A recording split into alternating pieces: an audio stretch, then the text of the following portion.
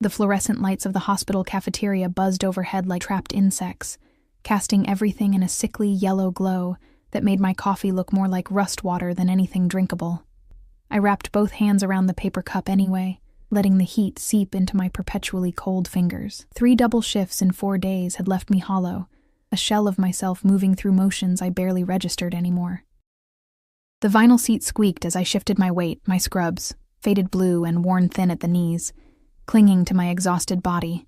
Around me, the cafeteria hummed with the peculiar energy of a hospital at 2 a.m.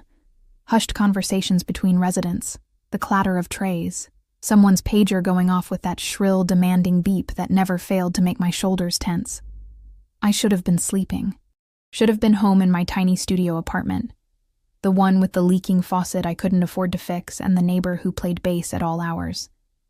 But home meant silence, and silence meant thinking, and thinking meant remembering things I'd spent 6 months trying to forget. Like Marcus, like the way he'd laughed when I'd told him I was pregnant, like how that laugh had cut deeper than any of the words that followed. "Emma Chen?" A voice pulled me from my spiral. I looked up to find Dr. Morrison, one of the ER attendings, holding a clipboard. "We need you in trauma too. MVA coming in, 5 minutes out." I nodded, already standing, my body moving on autopilot. The coffee went into the trash, barely touched. Another waste of $3 I couldn't spare. But that was life now. A series of small wastes, small losses, small moments of nothing adding up to an existence I barely recognized as my own. The ER was organized chaos when I pushed through the double doors. Nurses moved with practiced efficiency, prepping beds, checking equipment. The ambulance bay doors stood open to the November night, and cold air rushed in, carrying with it the smell of rain and asphalt. I pulled on fresh gloves, checked the trauma cart. My hands knew these motions so well I could do them blind. Maybe I was blind, in a way. Sleepwalking through life, invisible to everyone including myself. The sirens grew louder. Red and blue lights painted the walls. "Single vehicle collision," the paramedic called out as they wheeled the gurney in. "Male, late 20s, GCS 15, vital, stable. Refusing transport initially, but I'm fine." The voice that cut through the controlled chaos was dark velvet over steel, the kind of voice that made people stop and listen without quite knowing why. "This is unnecessary." I looked up from the supply cart, and the world tilted slightly on its axis. He sat on the gurney like it was a throne, his posture rigid despite the blood trailing down the side of his face from a gash near his temple. His suit, and I knew enough to recognize it was the kind of suit that cost more than I made in 6 months, was torn at the shoulder, the white shirt beneath stained crimson. But it was his face that held me frozen.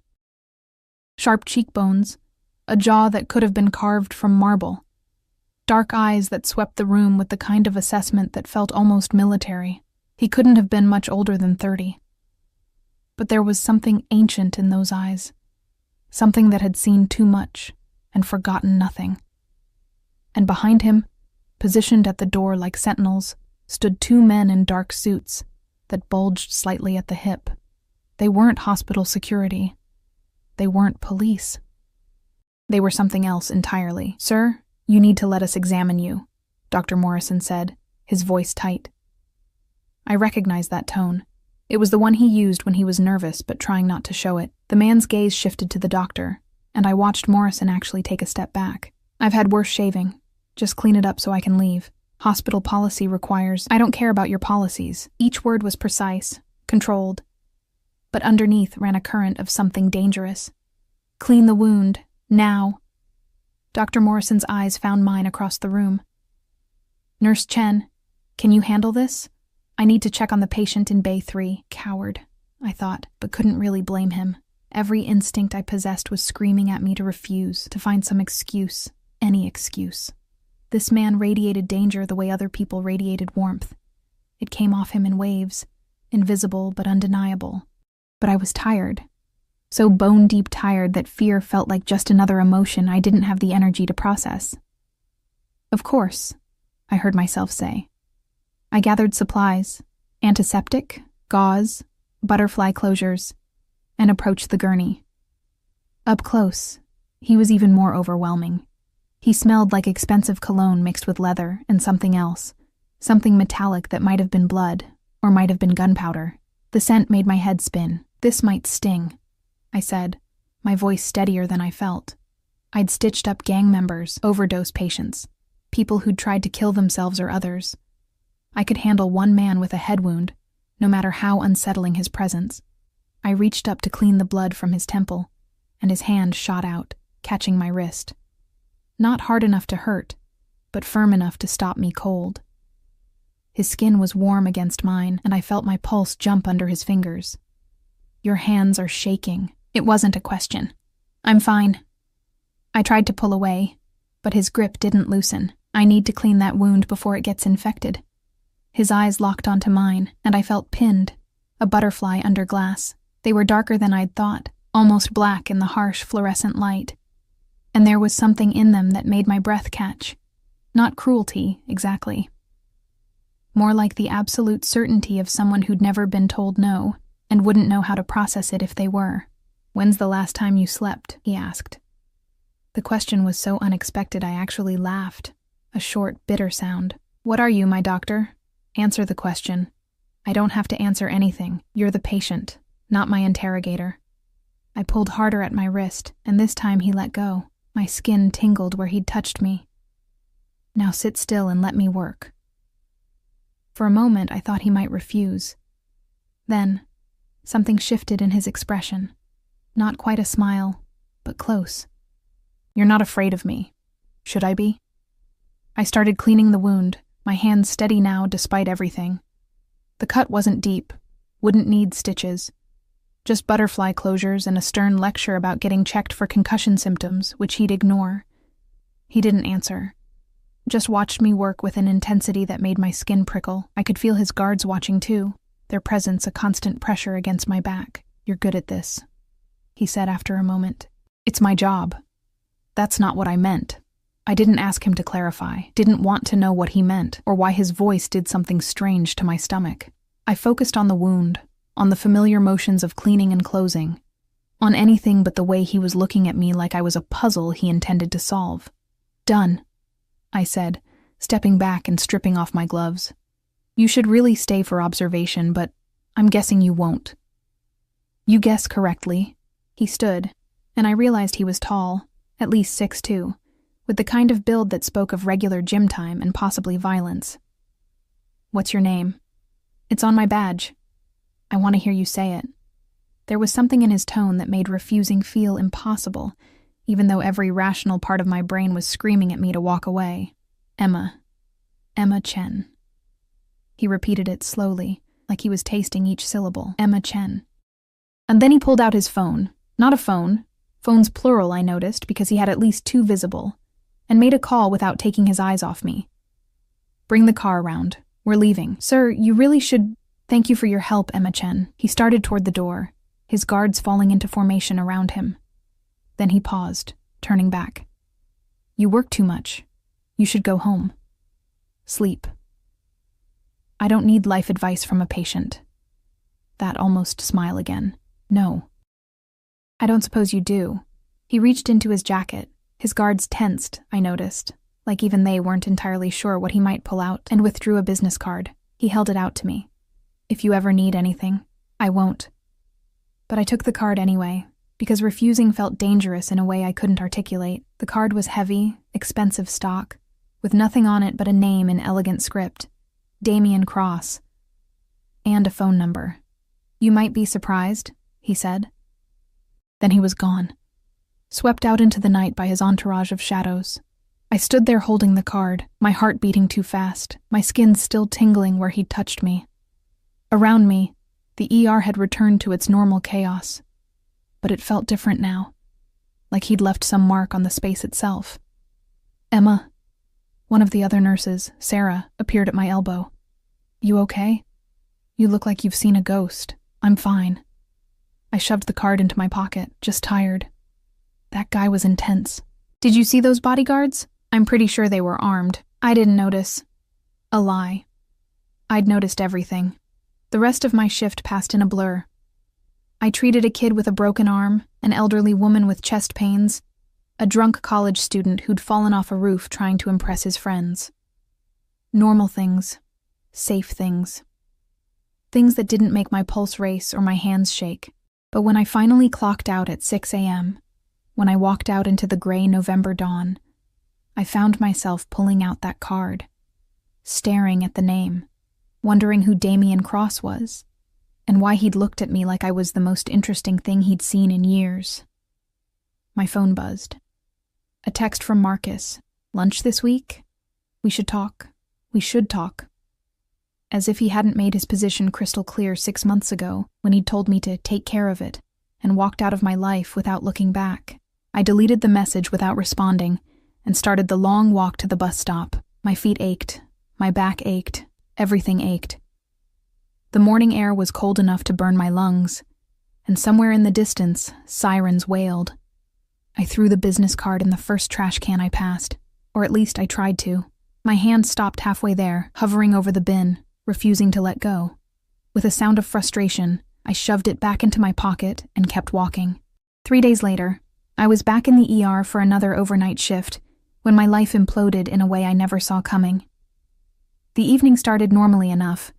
I checked in, reviewed patient charts, helped set up for what promised to be a busy Friday night. Dr. Morrison was off, replaced by Dr. Patterson, who at least didn't look at me like I was about to break every time we spoke. At 7 p.m., Sarah found me restocking supplies. "Hey, there's someone asking for you at the front desk." My stomach dropped. "Who?" Didn't give a name. Just said it was personal and urgent. She waggled her eyebrows. "He's really hot, Em. Like, stupidly hot. Is there something you're not telling me?" But I was already moving, pushing past her, my heart hammering against my ribs. Because I knew. Somehow, I just knew. Who was waiting for me? Except I was wrong. Marcus stood in the waiting room, looking exactly as he had 6 months ago when he'd walked out.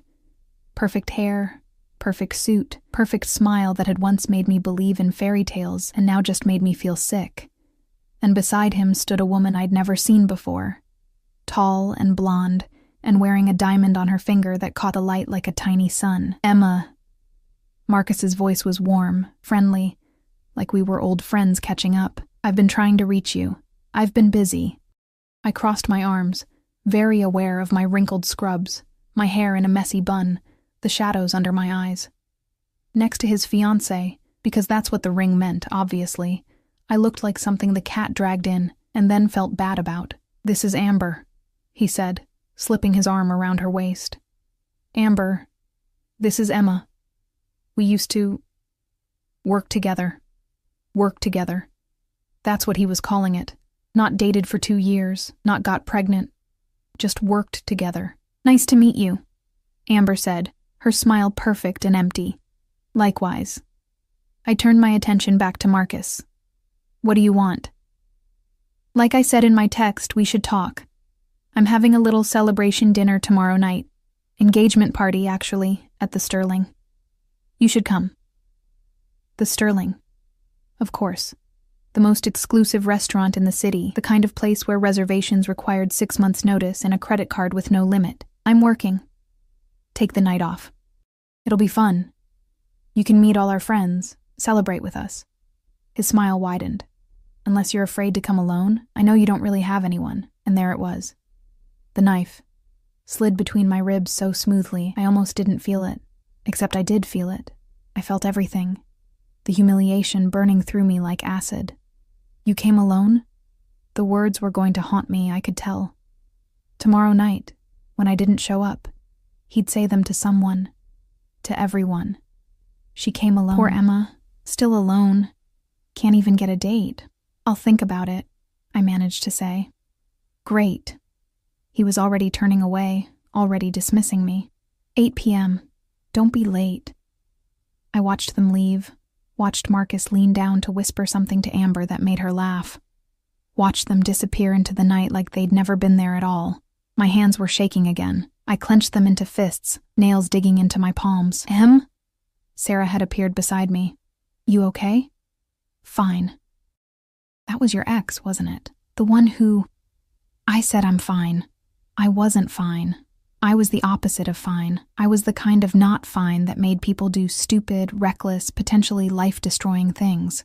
Like pull a business card out of their locker at 3 a.m. during a break they didn't deserve and shouldn't have taken. Like stare at a phone number for 20 minutes straight. Like dial it before they could talk themselves out of it. The phone rang once. Twice. Then, yes. That voice, dark and controlled, and somehow both familiar and completely foreign. Mr. Cross? My voice came out smaller than I intended. This is Emma Chen, from the hospital. We met a few days ago. Silence. Long enough that I thought he might have hung up, or might not remember me at all, or might... Emma? He said my name like a promise. I was wondering when you'd call. I need a favor. The words tumbled out before I could stop them. I have this thing tomorrow night, this dinner, and I need an escort, not a question. A date, I corrected, my face burning even though he couldn't see me. Just for a few hours. I know it's asking a lot, and you probably have better things to do. But I wouldn't ask if I wasn't desperate and... What time should I pick you up? I stopped mid-ramble. What? What? Time. Each word was deliberate. Should I pick you up? 7:30, I heard myself say. But you don't have to. Address. I gave it to him, my mind spinning. This was insane. This was beyond insane. I didn't know this man. I didn't know anything about him except that he had bodyguards and expensive suits and eyes that saw too much. Emma. His voice dropped lower, intimate in a way that made my stomach flip. Who made you feel like you needed to make this call? It doesn't matter. It matters to me. Why? The question burst out of me. Why do you care? You don't even know me. Another pause. Then, no, but I'm going to. A sound in the background. Someone speaking rapidly in what might have been Italian. I have to go. 7:30 tomorrow. Wear something that makes you feel powerful. He hung up before I could respond. I stood there in the break room, phone clutched in my hand, wondering what the hell I'd just done. And wondering why. For the first time in 6 months, I didn't feel quite so invisible. I stood in front of my closet the next evening, staring at the meager collection of clothes hanging there like they might spontaneously transform into something appropriate for dinner at the Sterling. They didn't. 3 pairs of scrubs, 2 pairs of jeans, both faded. A black dress I'd worn to my grandmother's funeral 5 years ago. A sundress with a coffee stain I'd never managed to get out. This was my life, hanging on wire hangers in a closet that smelled faintly of mildew. Wear something that makes you feel powerful, he'd said. I owned nothing that made me feel powerful. I owned things that made me feel invisible, which had been the point for months now. Invisible meant safe. Invisible meant Marcus and his perfect life couldn't hurt me anymore. Except now I needed to be visible. Now I needed to walk into that restaurant on the arm of a stranger and pretend I was someone who deserved to be there. My phone buzzed. A text from an unknown number. I'm sending a car. It'll arrive at 6. Go with it. My fingers hovered over the keyboard, ready to type what, or why, or who gave you my number. But before I could send anything, another message came through. Trust me. Trust him. I'd known him for approximately 15 minutes of actual conversation, and he wanted me to trust him. The insane thing was, some part of me did. At exactly 6 p.m., my buzzer rang. I grabbed my jacket, the only coat I owned that didn't have holes in the pockets, and headed downstairs, expecting a cab or maybe a town car. A black SUV idled at the curb, the kind with windows tinted so dark they might as well have been walls. The driver stood beside the rear door, a mountain of a man in a crisp suit, and when he saw me, he actually nodded and opened the door. Ms. Chen, Mr. Cross is expecting you. I hesitated on the sidewalk. Every rational thought in my head was screaming that this was how people disappeared, how women ended up on the news with their photos flashing across screens, while reporters used words like tragedy and never saw it coming. But I got in anyway, because the alternative was showing up at the Sterling alone, in my funeral dress, and watching Marcus's smile as he realized I'd come by myself after all. The interior smelled like leather and something else, something expensive that I couldn't name.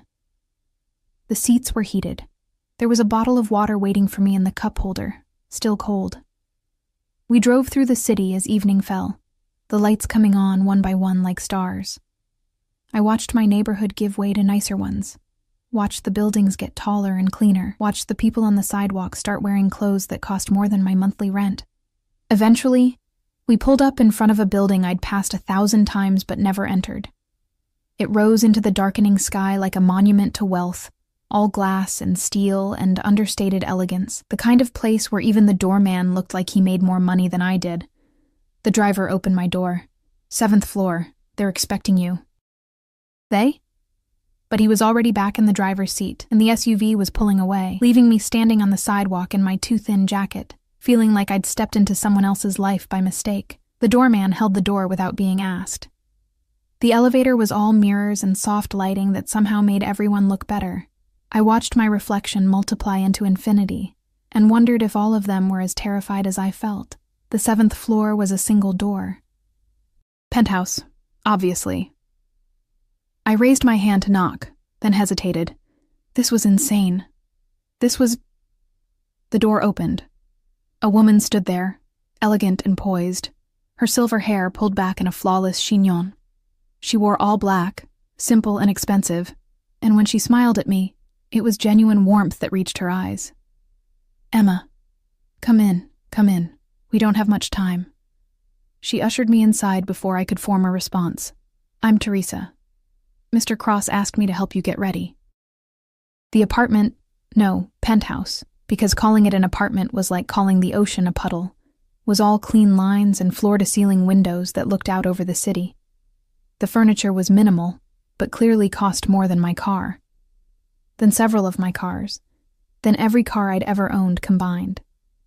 Get ready, I managed to say. For dinner, dear. Come, I've pulled some options for you. She led me down a hallway into a bedroom that was bigger than my entire studio. Laid out on the bed were 3 dresses, each more beautiful than the last.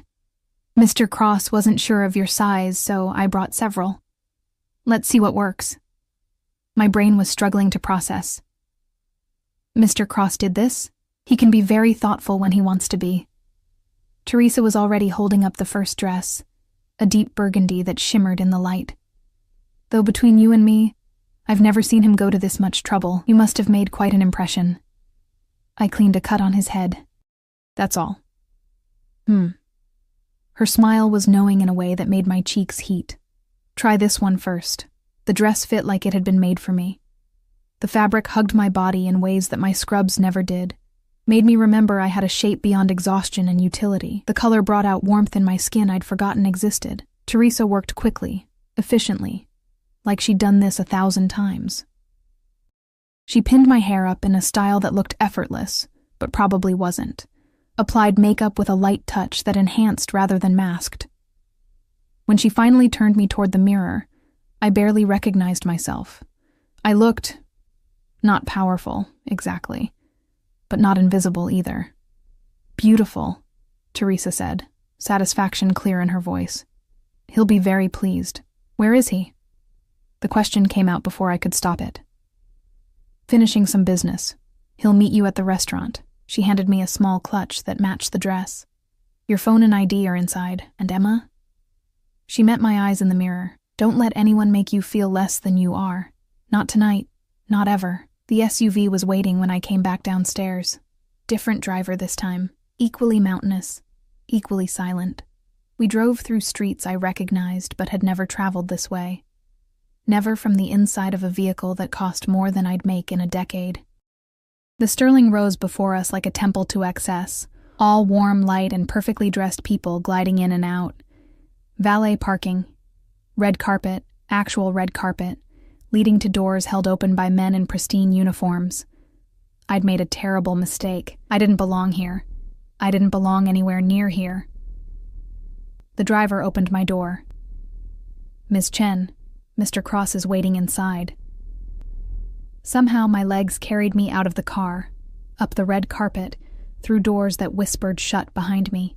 The interior was all dark wood and candlelight, the kind of elegant restraint that screamed money so old it didn't need to announce itself. A host appeared at my elbow immediately. "Ms. Chen, right this way." He led me through the main dining room, past tables of people who looked like they summered in the Hamptons and wintered in Aspen, past a bar where a single glass of wine probably cost more than my electric bill. I felt every eye on me, felt the weight of their assessment. Then I saw him. Damien stood at the entrance to a private dining room, and every coherent thought in my head evaporated. He wore a suit that made his hospital clothes look like practice, all black and perfectly tailored, and when his eyes found me across the room, something in his expression shifted. He moved toward me with the kind of predatory grace that made people step aside without realizing they were doing it. His guards, different ones than before, but just as obvious, maintained their perimeter, but he ignored them entirely. "Emma?" My name was a low rumble that I felt in my chest. His gaze traveled over me slowly, deliberately, and I saw his jaw tighten. "You look overdressed?" I tried for humor, but it came out breathless. "Perfect." He offered his arm. "They're waiting." "They?" But we were already moving, already entering the private dining room where I could hear voices raised in laughter, could see people gathered around a table set for what looked like 20, and there, at the head of the table, was Marcus. He turned as we entered, his smile already forming, his mouth opening to deliver whatever cutting remark he'd prepared about me coming alone. Then he saw Damien, and the smile froze on his face. Not just froze, shattered. His face went white, then red, then white again. "Marcus." Damien's voice was pleasant, conversational, but underneath ran something that made the hair on the back of my neck stand up. "What a surprise. I didn't realize this was your engagement party." "Mr. Cross." Marcus's voice came out strangled. He actually stood up, nearly knocking over his wine glass. We didn't expect. Emma invited me." Damien's hand settled on my lower back, warm through the thin fabric of the dress. The touch was possessive in a way that should have bothered me, but instead sent electricity down my spine. "I hope that's not a problem." The entire room had gone silent. Every person at that table was staring at us. No, staring at Damien, with expressions ranging from shock to barely concealed fear. Amber's face had gone pale, her perfect smile wavering. "Of course not," Marcus said, but his voice shook. "You're always welcome. Both of you. Please sit." Damien led me to 2 empty chairs that people suddenly scrambled to make available, practically falling over themselves to move. As we sat, his hand briefly squeezed mine under the table. "Relax," he murmured, his lips close enough to my ear that I felt his breath. "You're doing perfectly." But I wasn't relaxed. My heart was hammering so hard I was sure everyone could hear it, because I was starting to understand that whatever I'd walked into, it was much bigger than I'd imagined. Marcus couldn't meet Damien's eyes. None of them could. They all kept glancing at him like he might explode at any moment, their conversations strained and false. "So, Emma," Amber said, her voice too bright, "how do you and Mr. Cross know each other?" "I treated him in the ER. I reached for my water glass, grateful to have something to do with my hands. A few days ago." "How nice." She looked between us, confusion clear on her face. "And you kept in touch?" He made an impression. Damien's voice was smooth, but his hand found mine again under the table, his fingers lacing through mine. The gesture was casual, natural, like we'd done it 1,000 times. "Emma has a way of staying with you." Marcus's knuckles were white around his wineglass. "I'm sure she does." There was something in his tone, something ugly that made my stomach turn. But before I could respond, Damien's grip on my hand tightened fractionally. "You know, Marcus," Damien said, his voice still pleasant, still conversational. "I've been meaning to talk to you about those shipments that went missing last month. The ones from the warehouse district." The color drained from Marcus's face completely. "I don't know what you're talking about." "No?" Damien's smile was sharp enough to cut.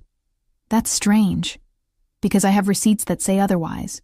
Receipts with your signature." The temperature in the room seemed to drop 10 degrees. Everyone at the table had gone perfectly still, like prey animals sensing a predator. "There must be some mistake," Marcus said, but his voice was barely a whisper. There was definitely a mistake. Damien leaned back in his chair, radiating casual menace. The mistake was thinking I wouldn't notice, thinking I wouldn't care. His eyes cut to me, then back to Marcus, thinking you could treat people as disposable. And suddenly I understood. This wasn't about shipments or warehouses or business. This was about me, about how Marcus had treated me, about what he'd done. Damien had done this for me. The realization hit me like a physical blow. This dangerous, powerful man who I barely knew had orchestrated this entire evening because someone had hurt me. Because Marcus had made me feel small and alone and worthless. "Mr. Cross," Marcus was saying, his voice pleading now. "I can explain." "I'm sure you can." Damien stood, pulling me up with him. "But I'm no longer interested in hearing it. Emma and I have better places to be." He led me toward the door, past the shell-shocked guests, past Marcus who looked like he might be sick. At the threshold, Damien paused and turned back. "Congratulations on your engagement," he said. "I hope you appreciate what you have. Some people don't get second chances." Then we were out, walking through the restaurant, every eye following us. His hand never left my back. That warm, steady pressure that somehow kept me moving forward, even though my legs felt like water. The SUV was waiting. He opened the door himself this time, his guards hanging back, and I slid inside on autopilot. He followed, and the door closed, sealing us in together. Silence filled the space between us. The driver pulled away from the curb, and the city lights started to blur past. "I don't understand," I finally said. My voice sounded strange, distant. "What just happened? Who are you?" Damien looked at me, and in the dim light of the vehicle, his eyes were black pools that reflected nothing. "Someone who doesn't like seeing people hurt." "That's not an answer." "No, it's not." He reached up and loosened his tie, the gesture somehow intimate. "The truth is, Emma Chen, I'm someone you should probably be afraid of." "Why don't I feel afraid?" The question came out as barely a whisper. His hand came up, his fingers brushing my cheek with unexpected gentleness. "That's what concerns me most." The SUV stopped.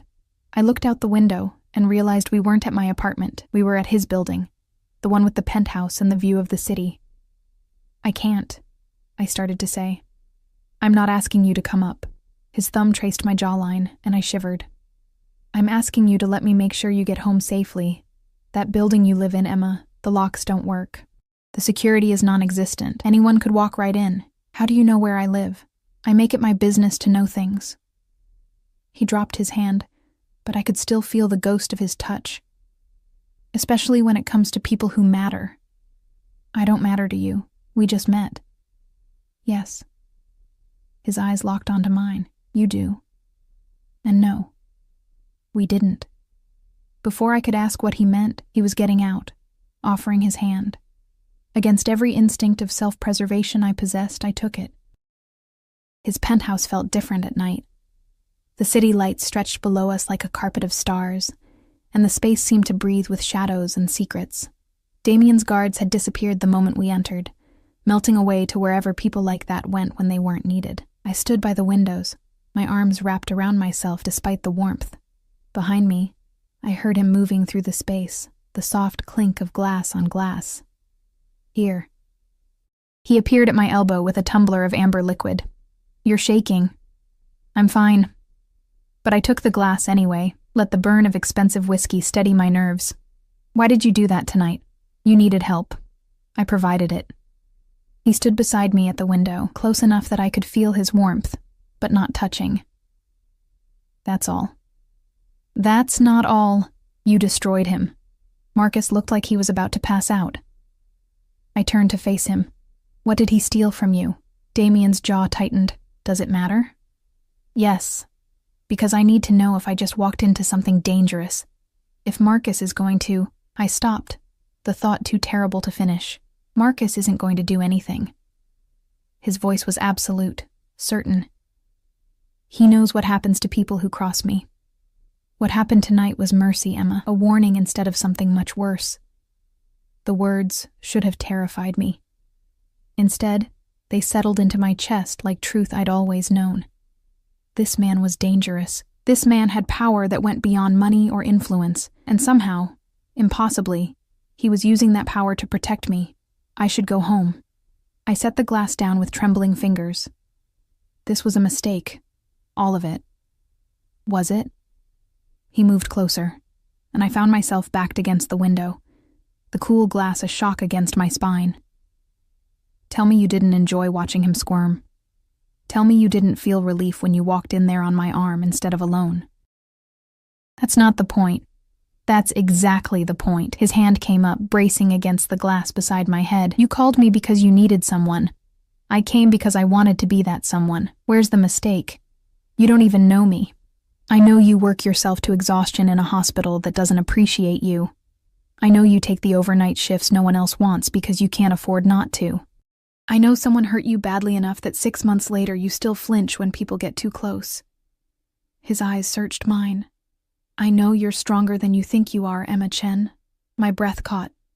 How do you know all that? I told you. I make it my business to know things. He leaned in slightly, and I caught his scent, cologne and leather, and something uniquely him, especially about people who interest me. Why do I interest you? The question came out barely audible. He smiled, but there was no humor in it. That's what I'm trying to figure out. The moment stretched between us, electric and dangerous. Then my phone rang, shattering the tension like glass. I fumbled for the clutch Teresa had given me, pulled out my phone with shaking hands. Marcus's name flashed on the screen.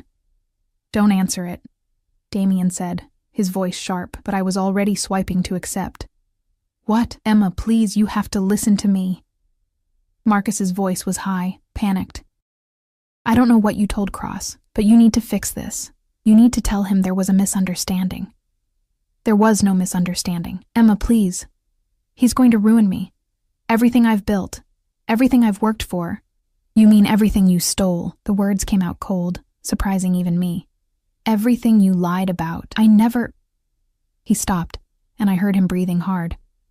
Look, what happened between us, that was personal. This is business. You can't mix the two. You mixed them first when you showed up at my work to humiliate me. I wasn't trying to humiliate you. I was trying to be nice, to include you. By making sure I knew I'd be coming alone. By reminding me I have no one. My voice rose despite my best efforts. You wanted me to feel exactly what I felt, Marcus. Small and pathetic and invisible. Don't pretend otherwise. Damien's hand appeared in my line of vision, palm up, a silent request. I looked at him, saw something in his eyes that made my decision easy. I handed him the phone. Marcus.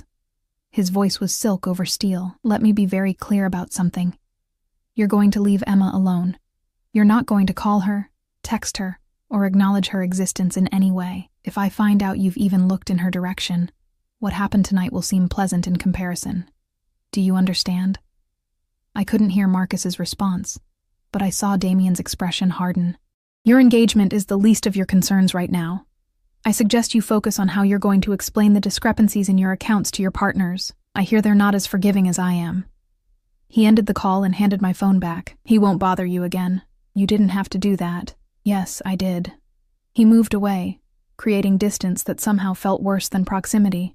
You should stay here tonight. What? It's late. You're exhausted. The guest room has everything you need. He was already walking toward the hallway. Teresa left clothes for you in the closet. Damien. He stopped, his back to me. I'm not asking you to sleep with me, Emma. I'm asking you to let me take care of you. There's a difference. Why? The question burst from me like a confession. Why do you care so much about what happens to me? He turned slowly, and the look on his face made my heart stutter. Because when I saw you in that hospital, working yourself to death, so tired you could barely stand, you still treated me with kindness. You didn't know who I was, didn't care. You just saw someone who needed help, and you helped them. He took a step toward me. Do you know how rare that is in my world? I was doing my job. You were being human, in a way most people forgot how to be. Another step. In a way I forgot existed. The air between us felt charged, dangerous. I should have left. Should have insisted on going home. Instead, I heard myself say, "Where's the guest room?" Relief flickered across his features. Gone so quickly I might have imagined it. "Follow me." The guest room was beautiful in that same understated way as the rest of the penthouse. The bed looked impossibly soft, and through the windows, the city glittered like a promise.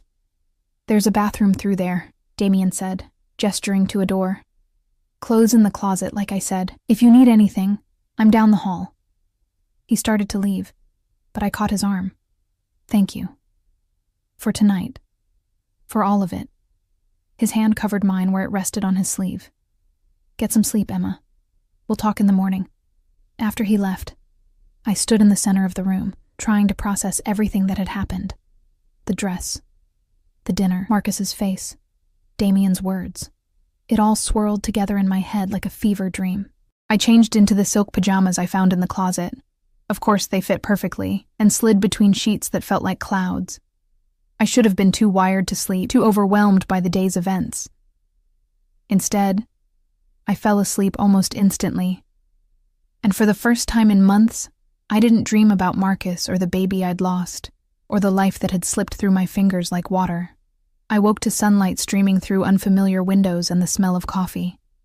For a disoriented moment, I couldn't remember where I was. Then it all came rushing back. I found Damien in the kitchen, dressed casually in dark jeans and a gray sweater that somehow made him look more dangerous, not less. He was reading something on his phone, a cup of coffee in his other hand. "Morning," I said, suddenly self-conscious in the borrowed pajamas. He looked up, and his eyes softened. "Morning. Coffee? Please." He poured me a cup from a machine that probably cost more than my car, handed it to me in a mug that felt perfect in my hands. I took a sip and nearly groaned. It was the best coffee I'd ever tasted. "I should get going," I said, even though part of me wanted to stay in this beautiful space forever. "I have a shift tonight. I'll have someone drive you." He set his phone down, giving me his full attention. "But first, we need to talk." My stomach dropped. "About what?"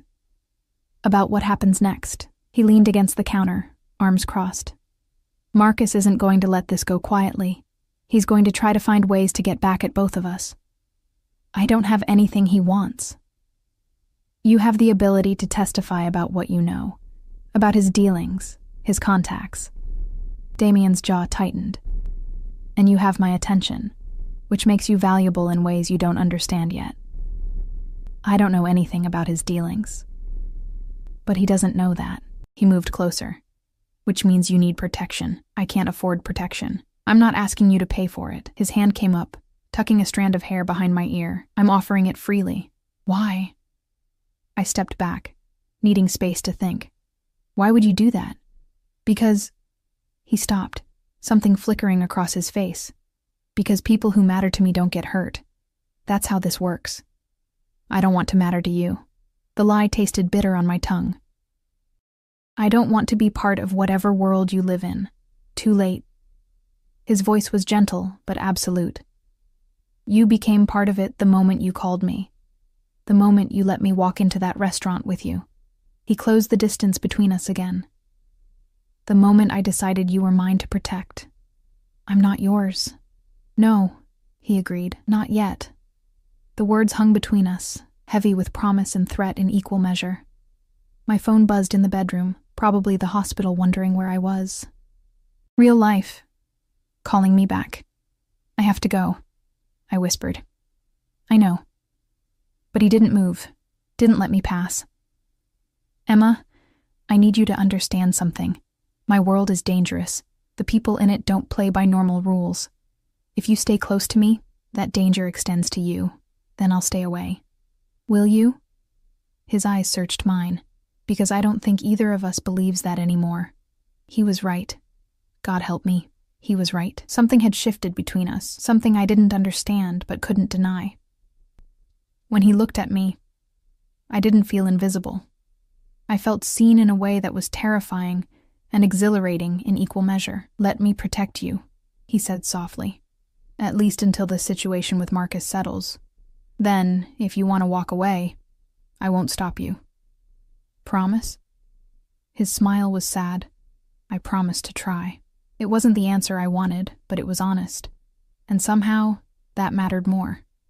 Okay, I heard myself say. Okay.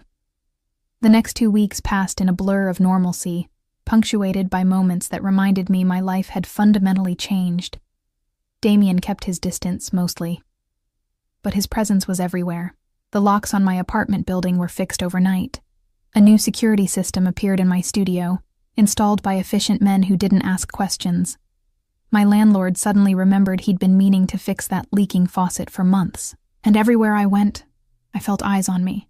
Not threatening, protective. His people, watching from the shadows, making sure I was safe. It should have felt suffocating. Instead, it felt like I could breathe for the first time in months. Marcus kept his word, or rather Damien's threat kept him silent. No calls, no texts, no surprise visits to the hospital. I heard through Sarah that the engagement party had been the talk of the social circuit. Specifically, the moment Damien Cross had walked in with me on his arm, and Marcus had nearly collapsed. "Who is he?" Sarah had asked over terrible cafeteria coffee. And more importantly, where can I get one? I'd laughed it off, made vague comments about him being a friend, nothing serious. But at night, alone in my apartment with its new locks and security system, I thought about dark eyes and gentle hands, and a voice that made promises I wasn't sure I wanted him to keep. He texted me occasionally, simple things. "Did you eat today?" Or "How was your shift?"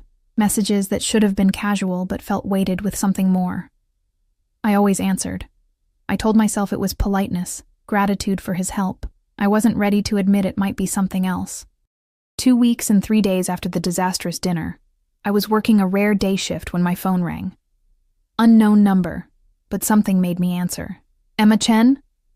A woman's voice, professional and cool. "Yes?" "This is Jennifer Walsh from St. Catherine's billing department. I'm calling about your outstanding balance." My stomach dropped. I'd been avoiding thinking about the hospital bills from the miscarriage, the ones that had piled up faster than I could pay them. "I'm on a payment plan." "Yes, I see that here. I'm actually calling to inform you that your balance has been paid in full." The world tilted slightly. "What?"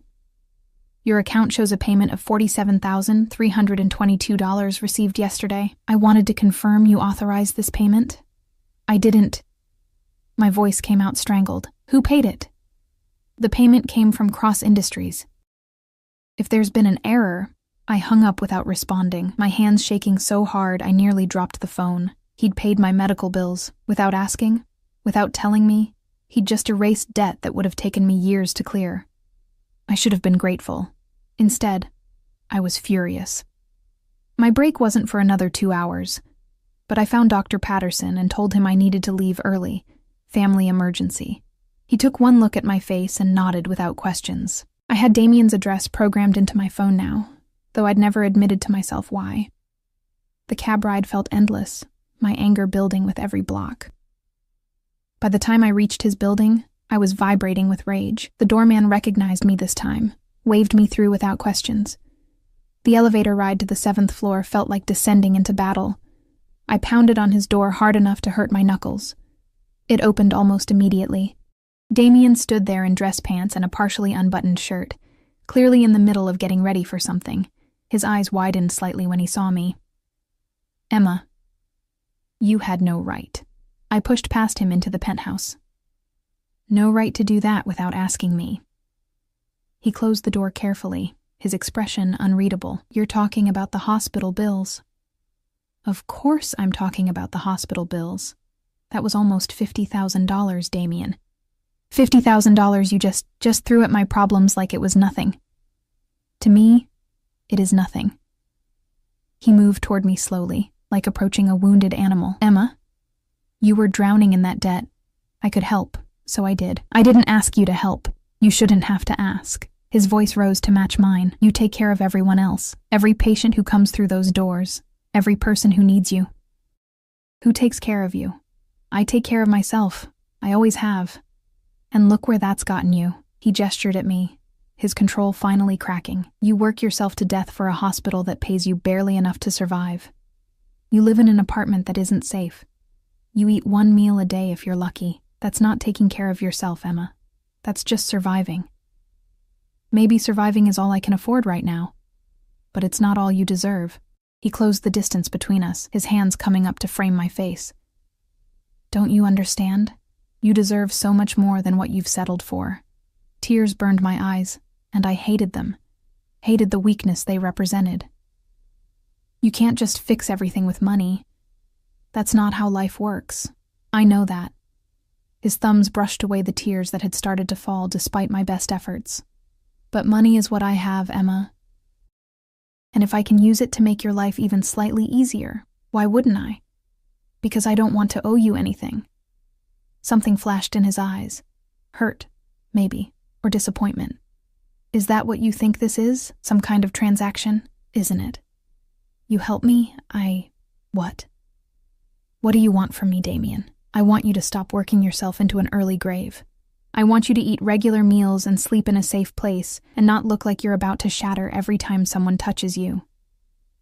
His hands slid down to my shoulders, his grip firm but gentle. I want you to let me care about you without questioning my motives every time I do something nice. Why? The question tore out of me. Why do you care so much? You barely know me. I know enough. His voice dropped, intense and urgent. I know you're stronger than you think. I know you feel things deeply even when you pretend you don't. I know that when you smile, really smile, not that fake thing you do at work. It feels like the sun coming out. He pulled me closer, and I know that I haven't been able to stop thinking about you since the moment you touched me in that hospital, and it terrifies me. The confession hung between us like lightning about to strike. My heart hammered against my ribs, and I couldn't tell if it was fear or something else entirely. This is crazy, I whispered. We're crazy. Probably. His forehead touched mine. Does that change anything? It should have. Nothing about this made sense. Not his interest in me, not the way he made me feel, not the dangerous world he inhabited that I was somehow becoming part of. But sense had nothing to do with the way my body responded to his nearness, the way my hands had somehow found their way to his chest, feeling his heartbeat thundering under my palms. I don't know how to do this, I admitted. I don't know how to let someone in again. Then we'll figure it out together. He pulled back just enough to meet my eyes. But first, you need to understand something. When I help you, when I fix things or pay for things or protect you, I'm not expecting anything in return. I'm not keeping score. I'm doing it because seeing you struggle when I could ease that struggle physically hurts me. That's not normal. No, it's not. A small smile played at his lips. But I stopped being normal a long time ago, Emma. The question is whether you can accept that. Could I? Could I accept a man who paid my bills without asking, who had guards follow me to make sure I was safe, who looked at me like I was something precious and terrifying at the same time? Could I accept the danger that came with him, the world of shadows and violence that lurked beneath his expensive suits and gentle touches? I'm scared, I whispered. Good.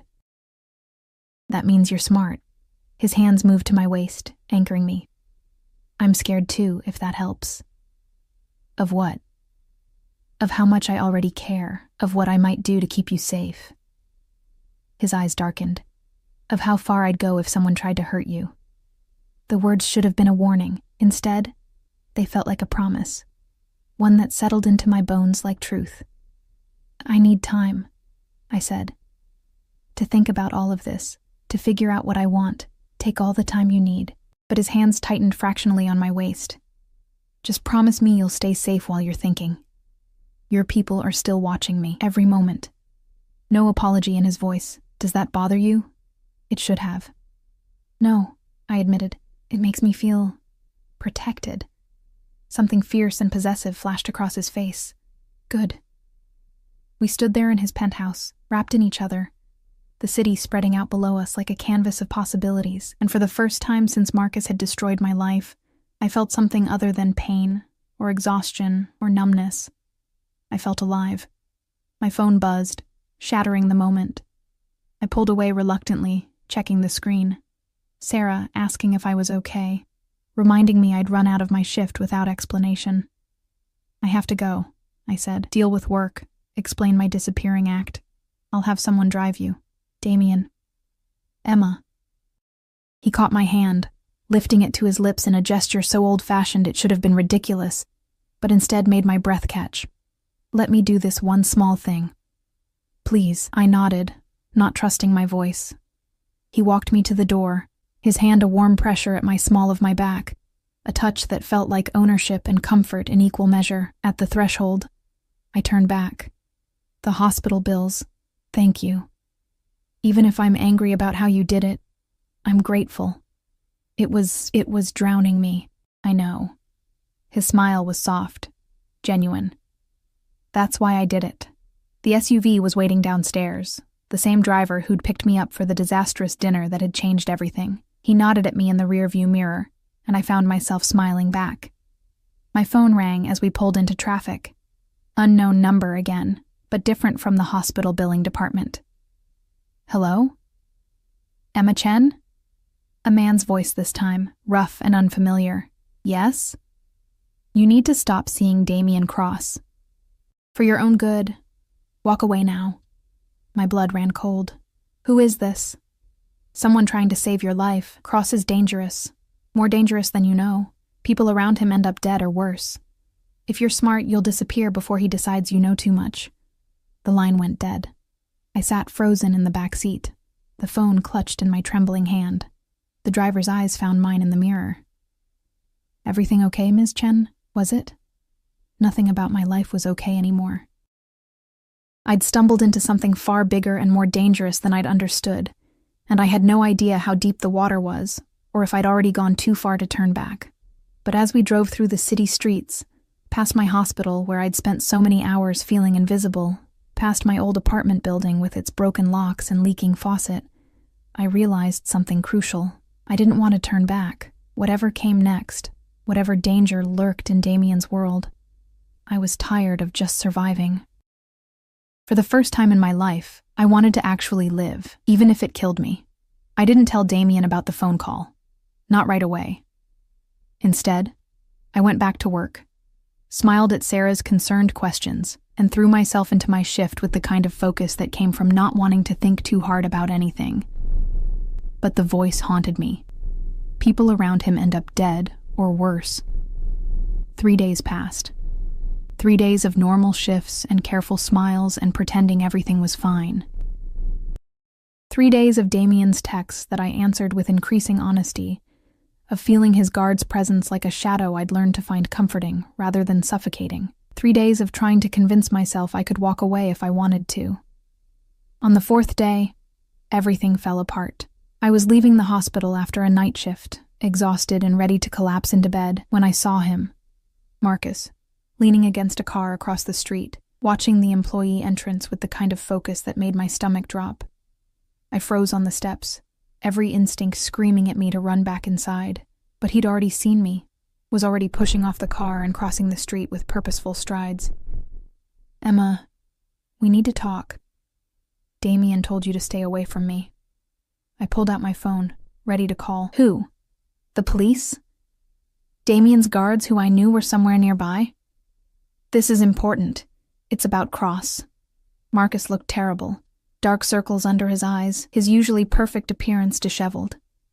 Please, 5 minutes. Against my better judgment, I nodded. 5 minutes. Right here where people can see us. He glanced around nervously, like he expected someone to materialize from the shadows. Maybe he did. You don't know what you've gotten yourself into. Cross isn't who you think he is. I know exactly who he is. Do you? Marcus laughed, bitter and sharp.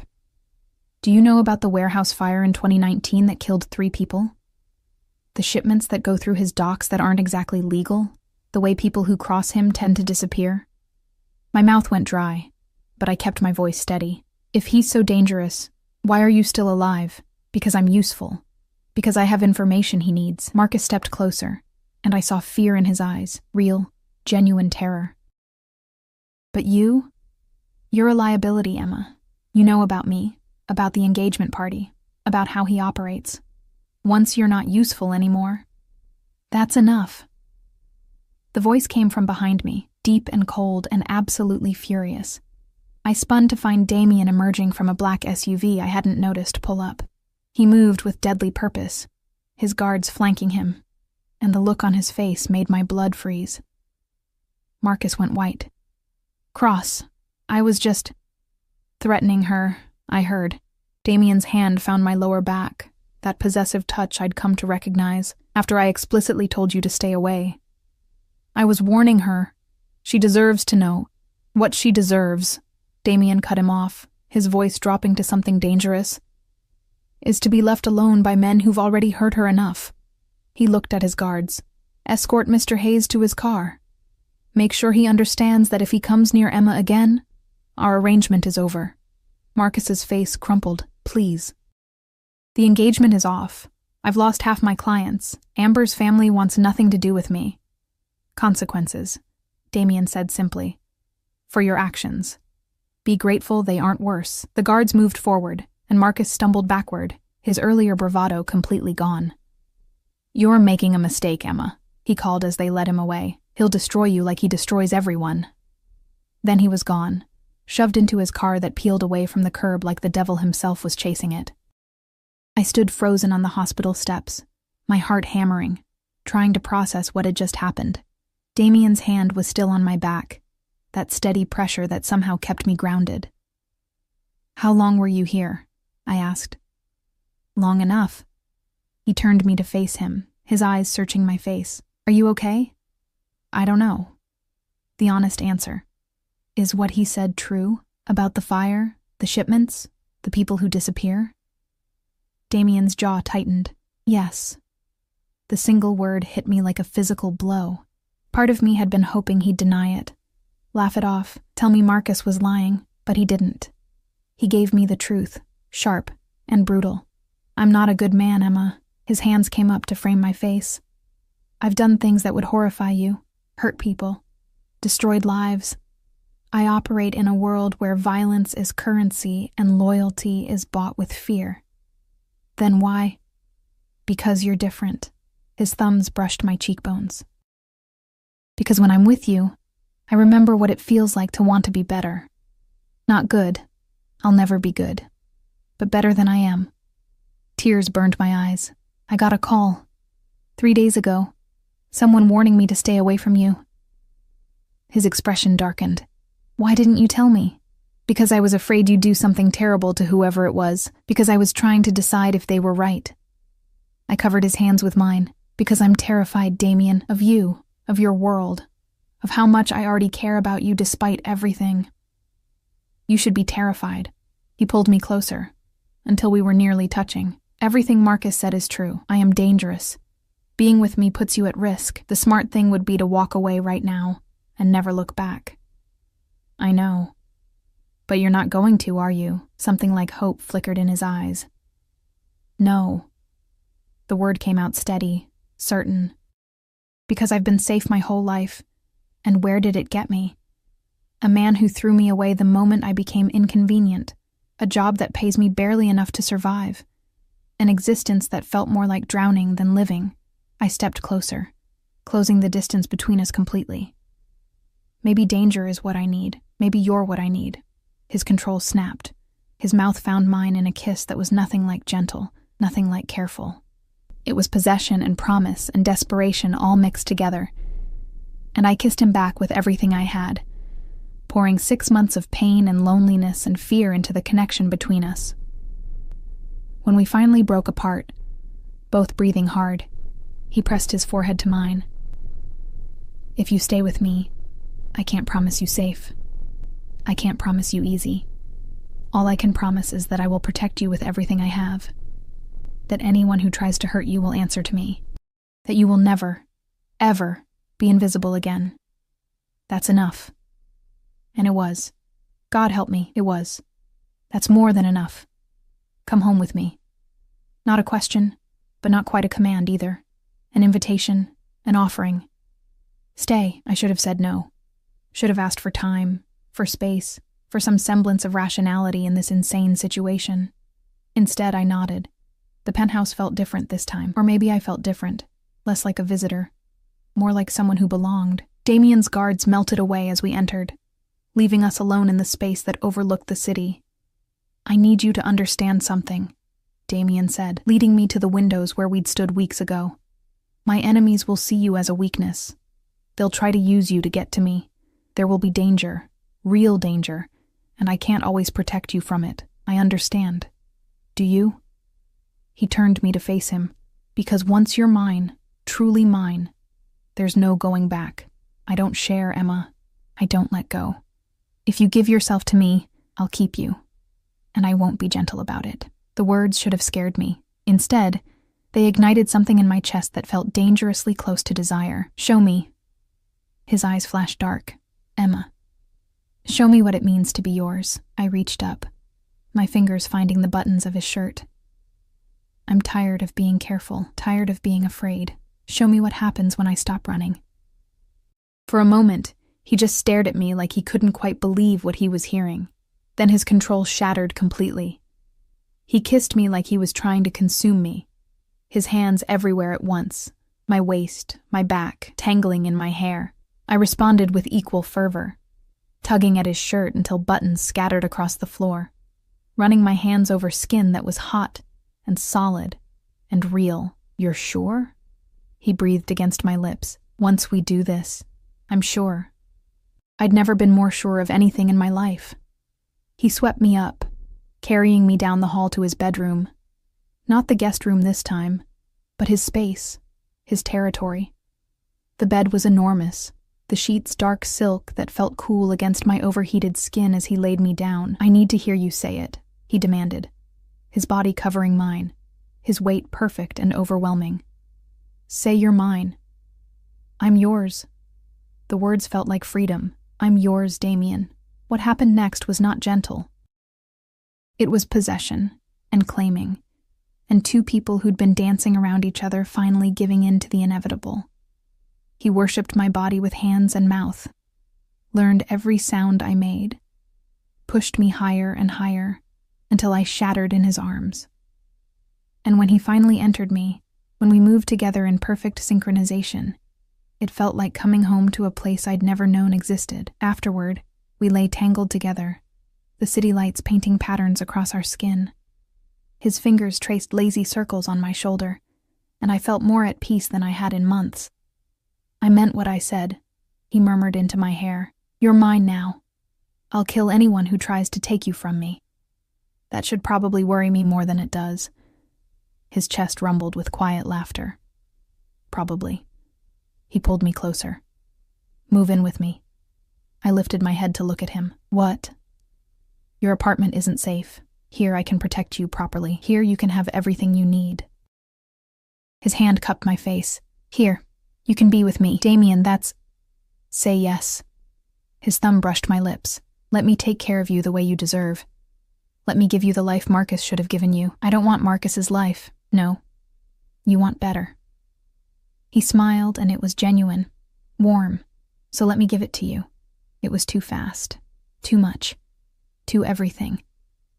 But when I looked into his eyes and saw the absolute certainty there, the fierce protectiveness and possessive need, I found myself nodding.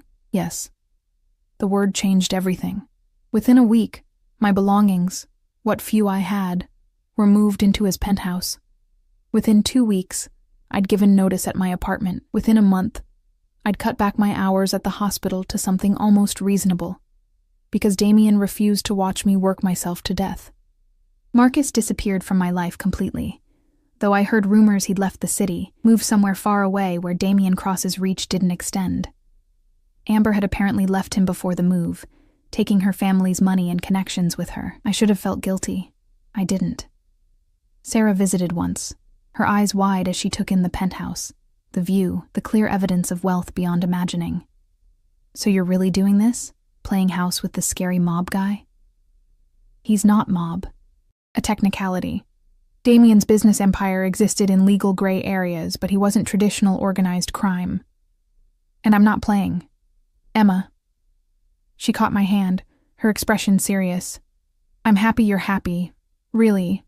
But be careful, okay? Men like him, they're not safe." "I know," I squeezed her hand. "But safe hasn't worked out so well for me. Maybe dangerous is exactly what I need." 6 months after that night in the hospital when I'd cleaned blood from a stranger's temple, I stood in Damien's penthouse, our penthouse, wearing a ring that had appeared on my finger 2 weeks prior. Not an engagement ring, he'd explained. A promise ring. A symbol that I belonged to him and he to me. The future stretched before us, uncertain and probably dangerous. His enemies were real, the threats not imagined. But when Damien wrapped his arms around me from behind, his chin resting on my shoulder as we watched the city below, I felt safer than I ever had, trying to be invisible. No regrets? He asked softly. I thought about Marcus, about the life I'd lost, about the woman I'd been 6 months ago. Exhausted, invisible, drowning. Then I thought about the woman I was now. Seen, claimed, alive. No regrets. I turned in his arms, rising on my toes to kiss him, not a single one. His arms tightened around me, possessive and protective and perfect. Good. Because you're stuck with me now, Emma Chen. Forever. Forever sounded dangerous. Forever sounded impossible. Forever sounded exactly like what I'd been searching for without knowing it. Forever, I agreed, and kissed him again. Outside, the city glittered with possibility. Inside, wrapped in the arms of a dangerous man who'd somehow become my salvation, I finally understood what it meant to truly live. Not safely, not carefully, but completely, intensely, dangerously alive, and I wouldn't have it any other way.